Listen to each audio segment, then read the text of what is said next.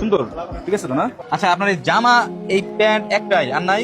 এটাই আমি দেখতে শুরু করি, কারণ কি? কামাই করি কয় টাকা 200-300 টাকা পোলাও নিয়ে খাবো না আমি খাবো না জামা কিনে পর 200-300 টাকা দিয়ে আজকাল আজকাল যুগে আপনি যদি মানে সস্তা কোনো হোটেলও 3 বেলা খেতে যান, আপনার একটা প্যাট নিয়ে, তারপর আপনার 3 বেলা সম্ভবত 300 টাকা চলে যায়।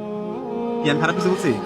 বর্তমান যুগে একটা সস্তা হোটেল, রাস্তার পাশে যে হোটেলগুলো, ওখানে যদি আপনি 3 বেলা খেতে যান, আপনার একার জন্য 300 টাকা চলে যাবে।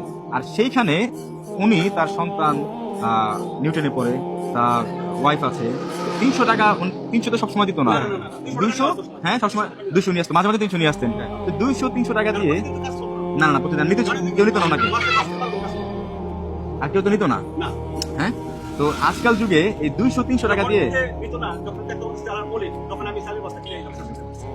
আজকাল যুগে এই 200-300 টাকা দিয়ে একটা ফ্যামিলি কিভাবে চলে? আর সেখানে এই শার্ট জামা কাপড় তো দূরের কথা, দেখা ওটা কবির ওনার এই গেঞ্জিটা, এদিকে আসো, এই গেঞ্জিটা এই পাশ দিয়ে ছিঁড়া, ওনার জন্য নামানছি না, সেখানছি না। শুরু থেকে দেখতেছি ওনাকে এই একটা জামা পরেই অনেক সময় দেখা যাবে। এটা হবে নাকি দেখেন তো বাবা, কোনটা বলবেন বলেন? আমি যদি সাইজ জানি না, অনুমান করে নিয়ে আসছি, করবেন কোনটা এখন? এটা বলবেন? আমারটা পছন্দ করছে। সুন্দর, ঠিক আছে তো না? হ্যাঁ, হয়েছে না?